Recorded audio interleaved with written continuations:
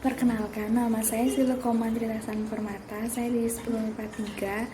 Saat ini saya akan membahas tentang peran ilmu kimia dalam kehidupan sehari-hari, yaitu dalam bidang rumah tangga, yaitu membahas tentang peran ilmu kimia atau bahan kimia yang terdapat dalam garam dapur atau garam.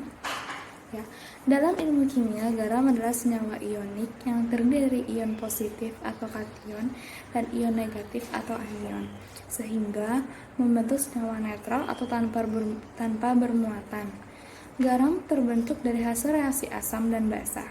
Komponen kation dan anion ini dapat berupa senyawa anorganik seperti klorida dan bisa juga berupa senyawa anorganik seperti asetat dan ion monoatomik seperti fluorida serta ion poliatomik seperti sulfat.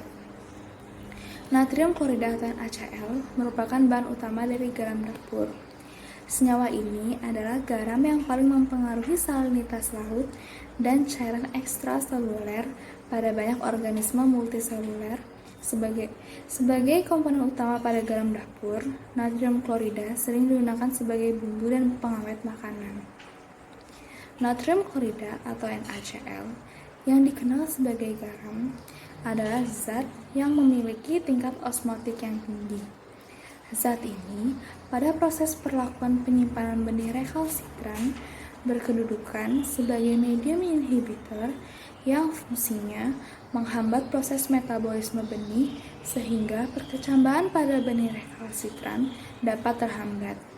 Dengan kemampuan tingkat osmotik yang tinggi ini, maka apabila NaCl atau natrium klorida tersebut larut di dalam air, maka air tersebut akan mempunyai nilai atau tingkat konsentrasi yang tinggi yang dapat mengimbibisi kandungan air konsentrasi rendah yang terdapat dalam tubuh benih sehingga akan diperoleh keseimbangan kadar air pada benih tersebut.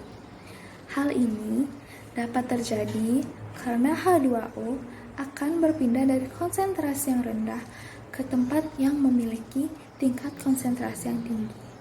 Hal ini merupakan hal yang sangat menguntungkan bagi benih rekalsitran karena sebagaimana kita ketahui, benih rekalsitran yaitu benih yang memiliki tingkat kadar air yang tinggi dan sangat peka terhadap penurunan kadar air rendah. Kadar air yang tinggi menyebabkan benih rekalsitran selalu mengalami perkecambahan dan berjamur selama masa penyimpanan atau pengiriman ke tempat tujuan.